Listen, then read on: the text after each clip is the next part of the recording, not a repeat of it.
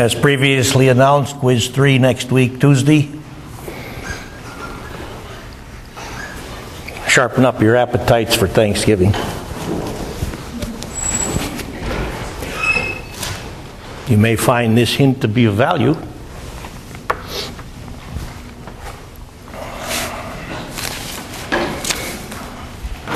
And on the side, I'm happy to say that this afternoon I will be meeting with Provost McCullough in Tigard Hall to pursue the possibility of having this class of mine become part of Coursera offerings. If you're not familiar with Coursera, it is this endeavor to make possible online education for all students in the world who may be of a mind to get an education while not being able to attend a particular university or college of their choice, or perhaps not being able to attend a university or college which offers the specific course in which the student might be interested, or perhaps presentation of the course in a fashion which is conducive to learning, which I assure you I will make every effort to get past, because I want this course to provide strong foundation for any future studies of chemistry in which any student of this gathering might in the future participate. I'll let you know on Monday how the conversation goes.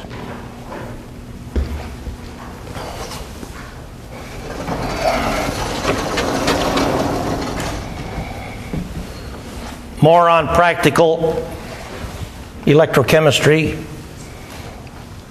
application, consideration, in particular regarding use and application of the Nernst equation, which we reminded you last time from an introductory standpoint. It's quite often used, the Nernst equation, to calculate equilibrium constant values. Examples of such are in the notes. I trust you've looked at it. And as a particular application, part of the construction of a pH meter. Take a look at Table 2 right now.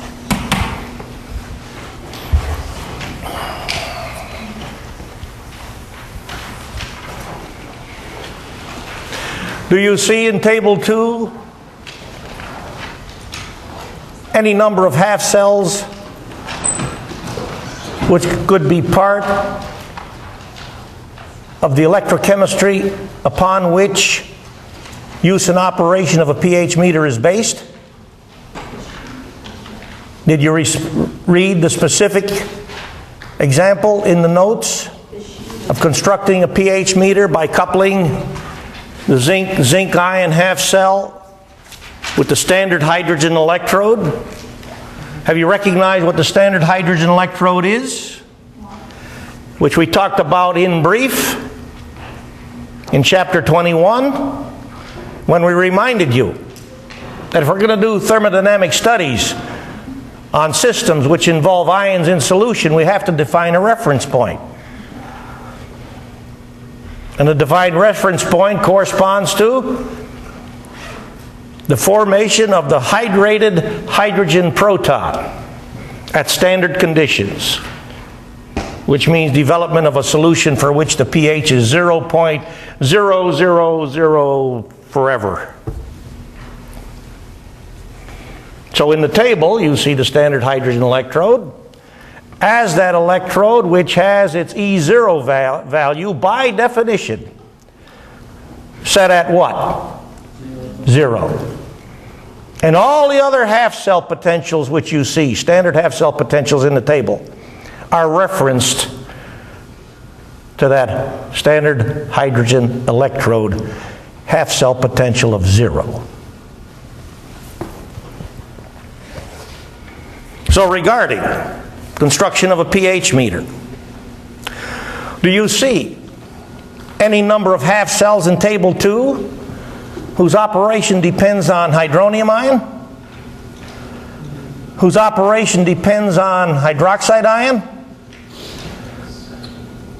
Well, if you've got a half cell which will allow you to monitor the concentration of hydronium ion or hydroxide ion, you've got a half cell which can be used as part and parcel of construction of the electrochemical processes upon which use and operation of a pH meter depends. Because you know, if you got the hydronium ion concentration, from that you get pH. Same for hydroxide ion concentration. Now, more on examples to illustrate use of the Nernst equation. Recall this electrochemical system, which we talked about at the onset of Chapter 22 discussion. Zinc, the anode material, sticking in a solution containing hydrated zinc ion, like 1 molar zinc sulfate solution. Because for 1 molar zinc sulfate solution, the hydrated zinc ion is present under standard state conditions, specifically molarity of 1. This half cell connected to this half cell by a salt bridge, or any device which provides the same functionality as a salt bridge. In the cathode compartment, we got hydrated copper ion in solution. If it's at standard state conditions, it's 1 molar, like 1 molar copper sulfate solution. This is the oxidizer. This is the reducer. This is the oxidation product. And as this gets reduced, it gets reduced to copper metal. So if copper metal serves as the cathode, the electrode at which reduction occurs, then as this cell operates and copper ion is reduced by the oxidation of zinc to hydrated zinc ion, copper metal will plate out on the surface of the cathode. This also is an example of a cell which, if it's used as a voltaic cell, an electrochemical cell which delivers usable electrical energy, requires physical separation of the half-cell components, anode half-cell components, from the cathode half-cell components. Remember that? Because if the zinc bar is sticking in a solution containing hydrated copper ion, that's where the redox reaction will occur, as zinc atoms convert directly to hydrated zinc ions, while copper ions convert directly to copper metal, depositing on the surface, in that case, of the zinc metal. That's a short circuit. So the discussion in the notes at the top of page 2218 would in fact apply to this system as well as other systems, but certainly to this system. Here's the Nernst equation. We've reminded you that N moles of electricity transferred follow directly from the equation for the reaction, no other place. What's N for this reaction? Now, that's a loaded question as things stand.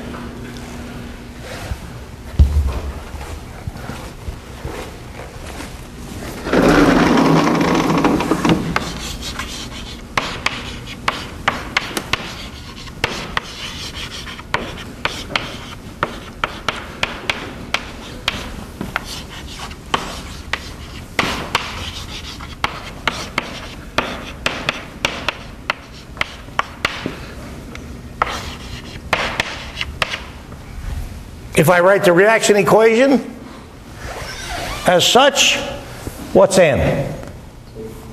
2. Can I write this reaction equation like this?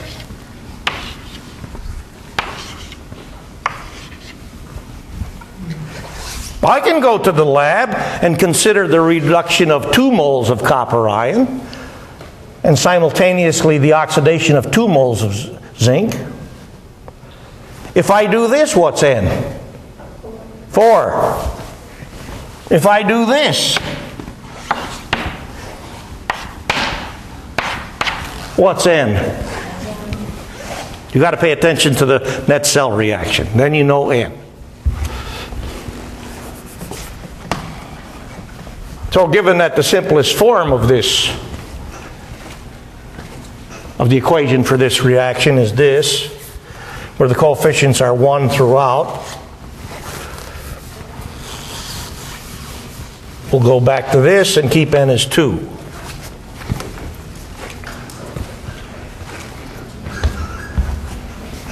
Here's the reaction quotient. The only parts of this reaction quotient, which again has the same compositional and structural form as equilibrium constant, except that it considers any possible values for the components of the reaction quotient. Molarity of hydrated zinc ion up top, molarity of hydrated copper ion down below. Because hydrated copper ion is a reactant, whereas hydrated zinc ion is product.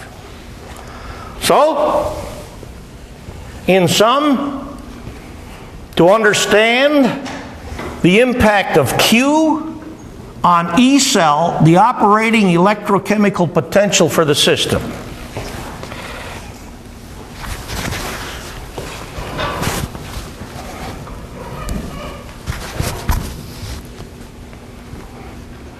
What molarity do we wish to maximize, while at the same time what molarity do we wish to minimize in order to get E cell to be large? Certainly larger than E0 cell. E0 cell, of course, comes from coupling the half reactions for this system. We've already done that.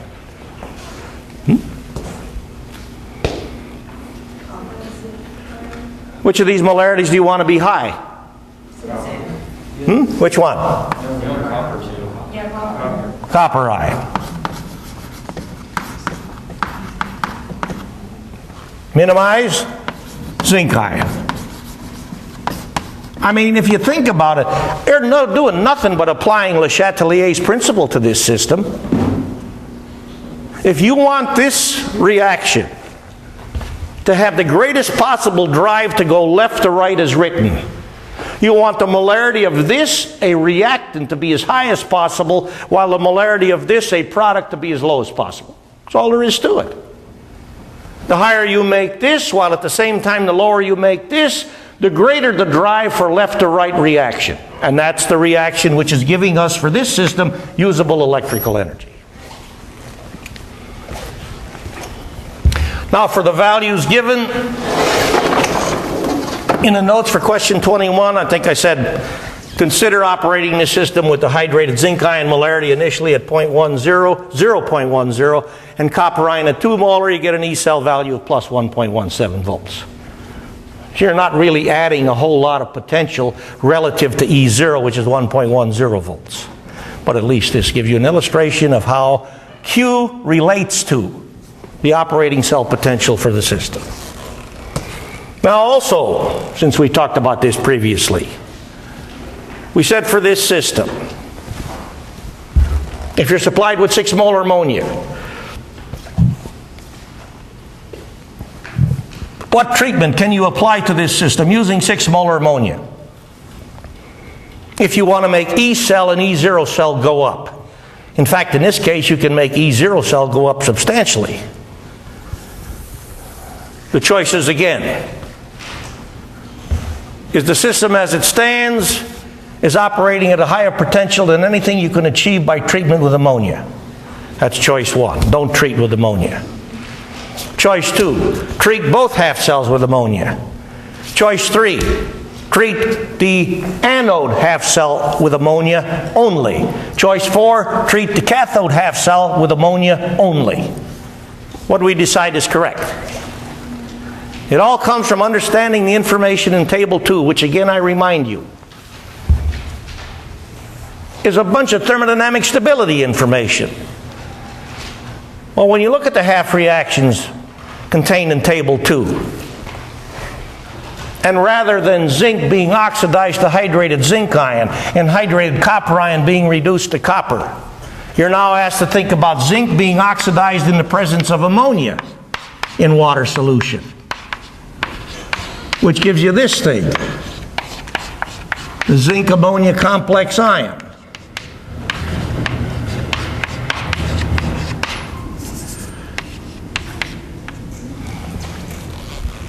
Have you developed any familiarity with the zinc ammonia complex ion by way of laboratory work?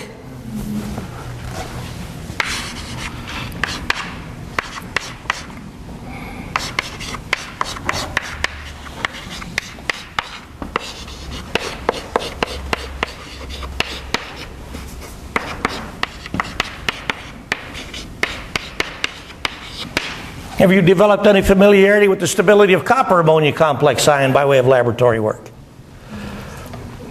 How do the stability of these ions compare to their corresponding hydrated ion?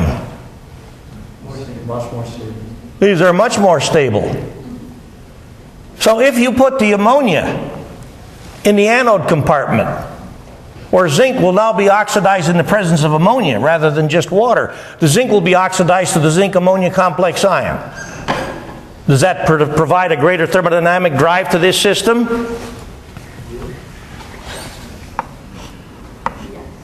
Where you're going to make this instead of this? You're damn right, because this is a whole lot more stable.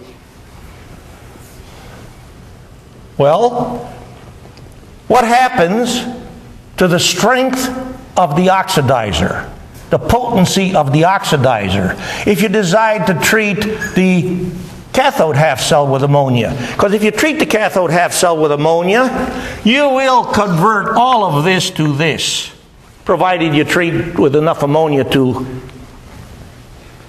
make sure all the moles of copper ion become now complexes as the ammonia complex. The ammonia complex of copper ion is much more stable than the water complex of copper ion, isn't it? That means it is easier to reduce or more difficult to reduce than hydrated copper ion. More difficult. You want to do that? Now, you want the oxidizer to be as readily reducible as possible. So if you increase the stability of the oxidizer, you're making it more difficult to reduce. You don't want to do that.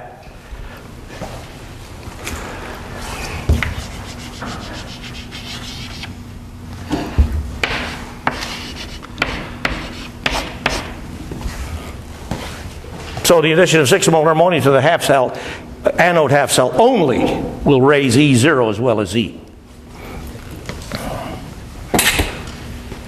How could we say that this is going to raise E as well as E0? We know why it raises E0, because the half cells involving the conversion of zinc to the zinc ammonia complex ion is much greater than E0 for the half cell involving the oxidation of zinc to the zinc water complex ion. How do we know this also increases E cell?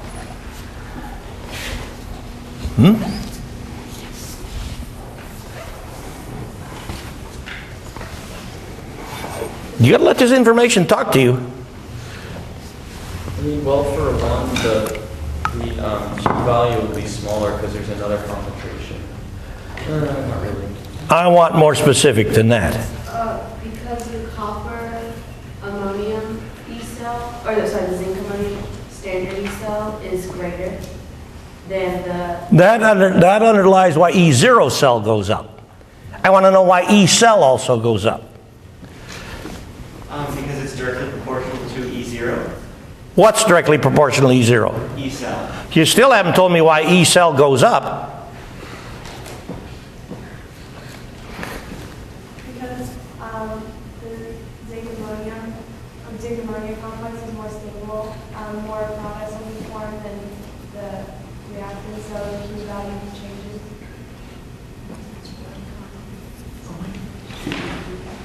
What does this superscript 0 mean? Standard. Standard state conditions. Is that standard state molarity? No. How about that? That's higher than standard state molarity, isn't it? Will you not have a stronger drive to oxidize zinc to the zinc ammonia complex ion if you do this oxidation in the presence of 6 molar ammonia compared to standard state ammonia, which is 1 molar? Yes. How about that? You got to let this stuff talk to you.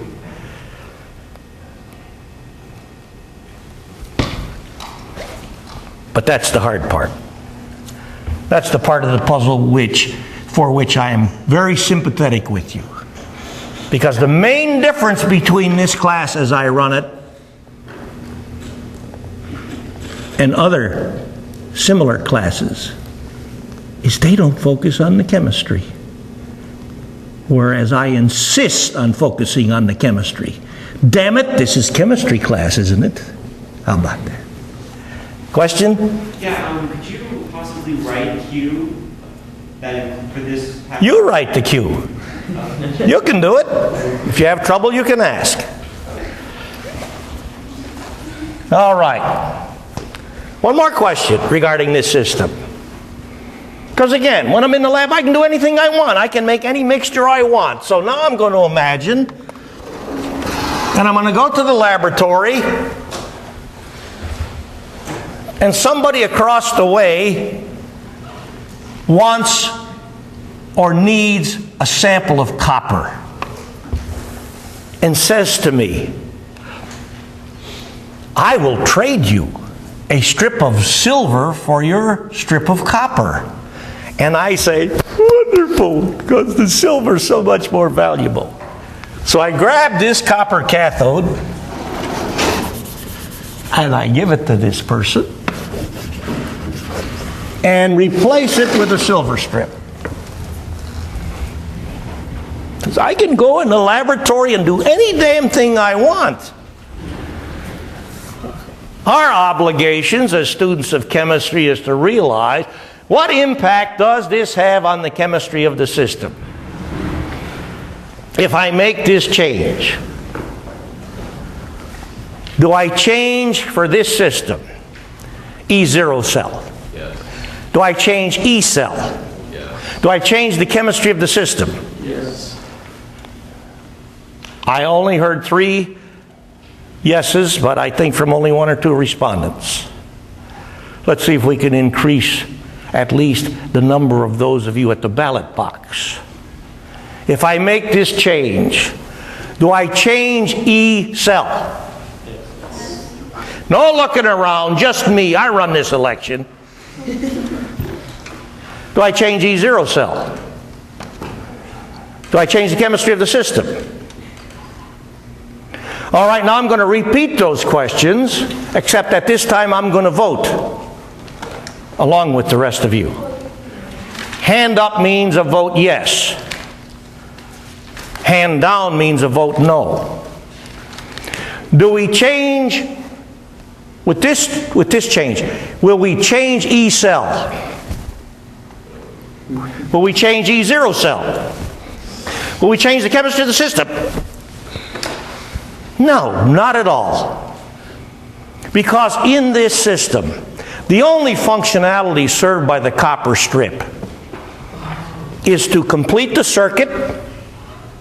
It provides the opportunity for electrons to flow from the anode system into the cathode system, because the copper strip is a metal conducting bar. And on the surface of this conducting bar, copper deposits as copper ions are reduced. There's the chemistry. So in this case, I'm going to deposit copper on silver. Now, if I don't want to do that, I won't make this change. But if I don't care, or if I want to, for some reason, put copper on the surface of silver, that's the way I do it. It will not change E cell or E0 cell whatsoever, because this change has no impact on the chemistry of this system.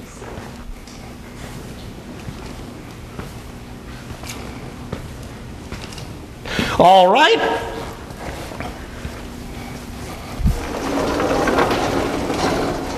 Now, one second, then we'll deal with you. Person from another lab comes along and says, I need a strip of zinc, for which I will give you a strip of silver. And I said, hell, I'm getting rich here.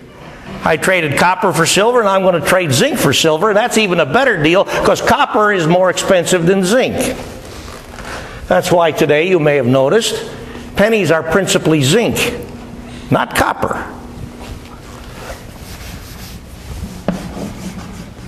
So I pull out the zinc strip from the anode compartment and I replace it with a silver strip. Silver, in case you don't know it, is the #1 best metallic conductor. If you want conduction to be most efficient in your home, have it wired with silver wires. Of course, then you better get armed guards, because people might want to steal your wiring from your home. That's interesting. You come home and you find out your TV is there, but it won't operate because the wire to the TV has been ripped away. Because they wanted the silver in the wire. What happens now to the chemistry of the system? What happens now to the chemistry of the system? Completely different. It's completely different. Tell me more. The silver is oxidized. The silver is oxidized. I disagree. Because silver, again, we've already asked you about this, and you can recognize this from the information in Table 2, is not capable of reducing copper ion. Because silver is a weaker reducer than copper. So if I do this, what happens to the chemistry of the system? It shuts down. There ain't no more chemistry shown by this system. How about that? You recognize from this reaction equation that not only is zinc the anode material, it's also an intimate part of the chemistry of the system? How about that? Now nothing happens, because zinc is the source of electrons in this system. Because zinc is a stronger reducer than copper, which means zinc can reduce hydrated copper ion spontaneously, which is what this system's operation depends on. How about that? Are we seeing what's going on here?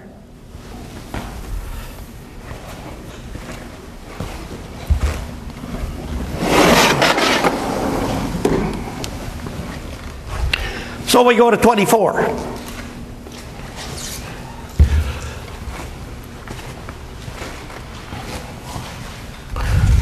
To follow along with our conversation on 24, I suggest you take a look in the list of half reactions, Table 2, and examine half reactions 19 and 39.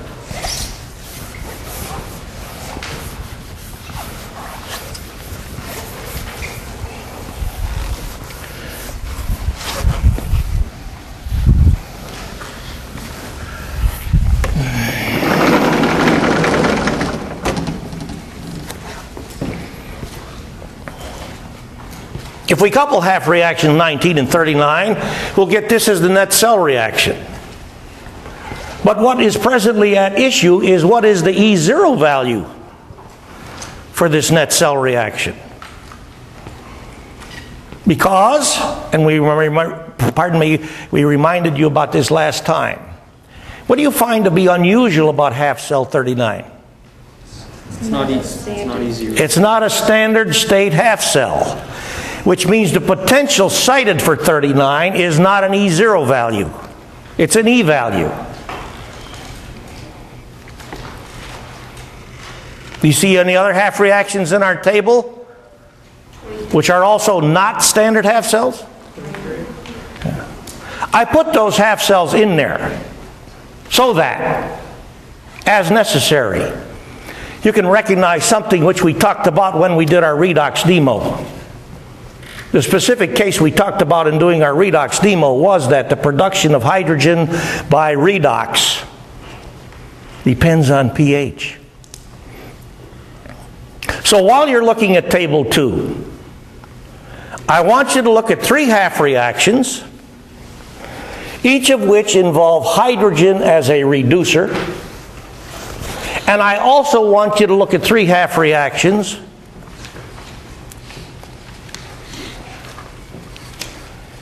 which, if turned around, written in the reverse direction relative to the way they appear in Table 2, will show oxygen as an oxidizer. Now, when you look at these half reactions, I want you to tell me, how does the strength of hydrogen as a reducer depend on pH? And how does the strength of oxygen as an oxidizer depend on pH? Look at Table 2.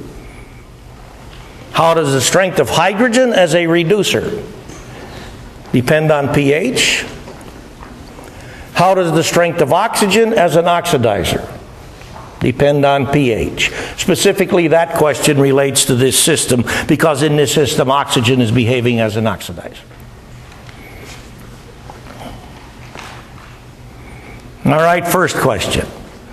How does the strength of hydrogen as a reducer depend on pH? Is hydrogen reducer ability depend on pH? And if so, is hydrogen a stronger reducer at high pH or low pH? What does the information in the table tell you? At a higher pH, hydrogen's a better reducer. Stronger reducer. Anybody agree with that? That's correct. All you need to do is to look at the 3 half cells, which show hydrogen as a reducer, a reactant. With the conversions taking place at pH 0, 7, and 14, with the pH 7 transformation being non-standard. But never mind even that one. Just look at the extremes. Hydrogen as a reducer at pH 0 versus hydrogen as a reducer at pH 14. At pH 14, hydrogen as a reducer converts to what product? What oxidation product? Water. Whereas hydrogen as a reducer at pH 0 converts to what oxidation product? Hydronium ion. You see a substantial difference in the E0 values for these systems? You're damn right. Now, how about the other question, which relates again to this that we have on the board? The strength of oxygen as an oxidizer. Now you've got to see these half reactions written in reverse direction. Oxygen as an oxidizer, let's again look at the extreme cases. Oxygen as an oxidizer at pH 0 versus oxygen as an oxidizer at pH 14. Under what conditions is oxygen by far the stronger oxidizer? 0 or 14? 0, you betcha. Did we not find that producing hydrogen by reduction took place much more effectively at low pH? Because you now got a much better source of H+, specifically hydronium ion at low pH. Well, now we're looking at the strength of a system to behave as a reducer and the strength of a system to behave as an oxidizer in general as a function of pH. You want to up the reducing strength of a system? What are you going to do with pH? Raise it or lower it? Raise it.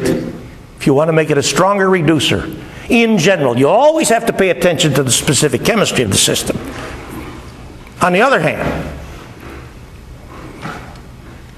if you wish to make a system a stronger oxidizer, just like we found out that by producing hydrogen by reduction, which means something had to be an oxidizer, something had to get reduced. The pH low was better rather than the pH high. So in general, if you want to make a system behave as a stronger oxidizer, what do you do with pH? Lower it. That's right. How about that? Practical example. Look at the half reactions involving copper, since this system involves the oxidation of copper. Copper under acidic conditions is generally oxidized to the hydrated copper ion. The oxidation of copper to hydrated copper ion, of course with that half reaction in the reverse direction, is part of this system here. Well, I'd have to put back the zinc and copper. Look at the oxidation of copper in the presence of hydroxide ion. Look at the oxidation of copper in the presence of ammonia. Look at the oxidation of copper in the presence of a source of sulfide ion. Look at the oxidation of copper in the presence of a source of sulfide ion to produce this stuff.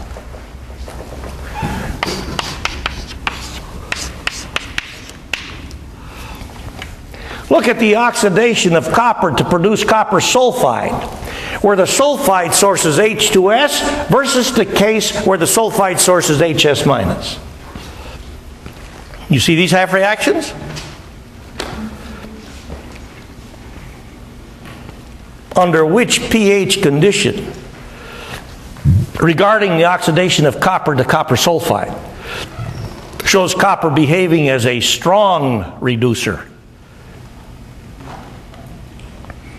When copper is oxidized in the presence of H2S, or when copper is oxidized in the presence of HS minus? H2S. Under which condition is copper the stronger reducer? Presence of H2S or HS minus? HS minus, of course.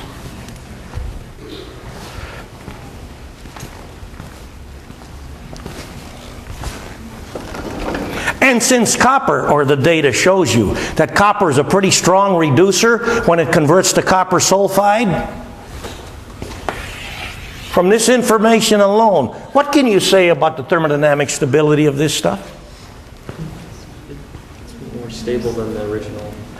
You think it's pretty stable stuff? Yeah. You're damn right. So here's copper, which on oxidation to hydrated copper ion is a feeble reducer. But you give copper the chance to form copper sulfide, and you've turned this thing in now to a pretty strong reducer. All depends on the chemistry of the system. All right? Back to this. How do we get E0 cell?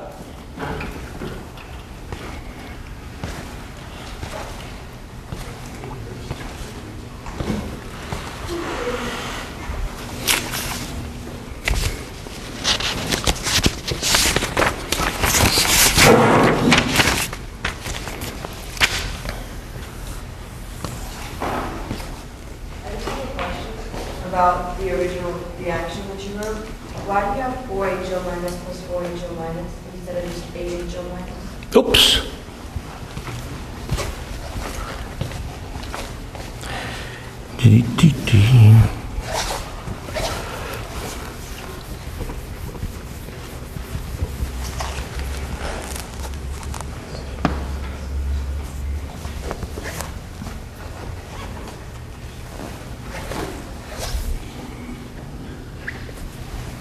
I had too many HO minuses up here. Glad you saw that. I get too close to the work. I keep writing. I say, my job up here is to write. So I keep writing. Whenever you stop thinking, disaster strikes. Just about always. How do we get E0 cell? Now, you see half reaction 19, don't you?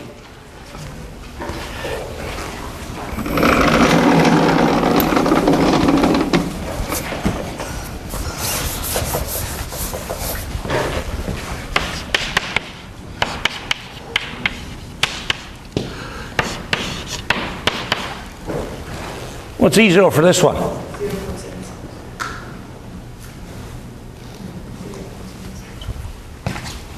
All you gotta do is read it off the table. Is that it? Okay. Notice that this half cell potential corresponds to the oxidation of zinc to hydrated zinc ion. Now we've already recognized that zinc is a much stronger reducer than copper, but watch out. Because when you start oxidizing copper in the presence of a source of sulfide ion, as we've already noted, the reducing strength of copper goes up substantially. It's now at plus 0.76 volts for half cell 19, where copper in the presence of hydrogen sulfide ion and hydroxide ion is being converted to copper sulfide.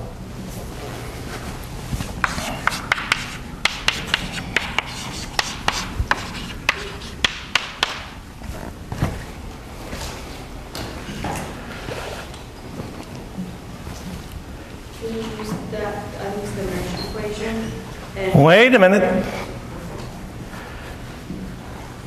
Statement. E0 for half cell 39 is in the table. But it is not the E value tabulated for half cell 39, because half cell 39 does not operate at standard state conditions. Now let me say this a different way somewhat. E0 for half cell 39 can be cited at two different values. And then I'll ask you, for this system, which value do you think we should select? It's based on pH, right? That's it. It's based on pH. And 41. Do you see E0 half cell 39 at pH 0?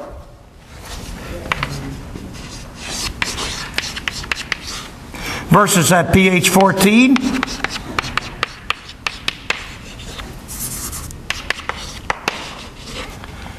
What's the E0 at pH?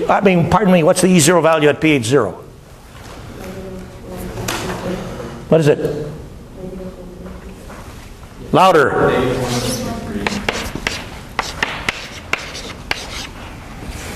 And at 14? What is it? -0.40. Now keep in mind,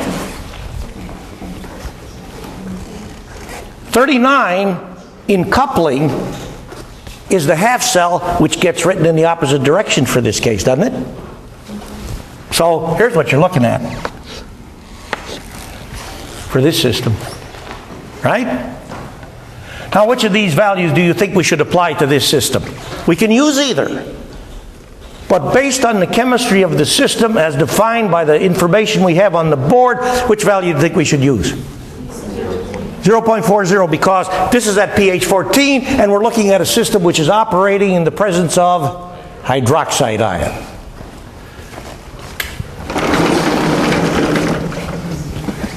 So this is equal to plus 0.76 volts plus 0.40 volts equals plus 1.16 volts. So with that, you can now calculate E cell. Now let's ask one more question before we disband, because you're looking at table 2, I think. And we'll revisit this next time as necessary. Tell me which half cells by the numbers. Which half cells by the numbers have to be coupled to do this? Compute the value for KSP for iron 2 hydroxide, ferrous hydroxide. Because this stuff's got iron in a +2 oxidation state. By the numbers, tell me which half cells have to be coupled.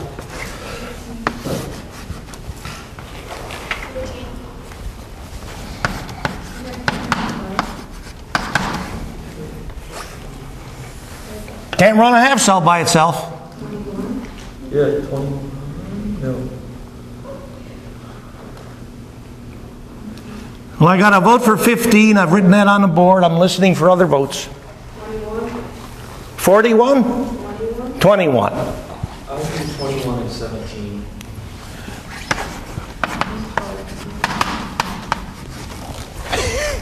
We got 3 on the board now. 22.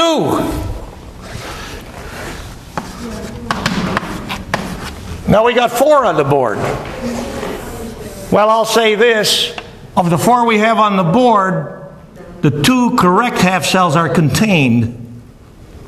Which are they?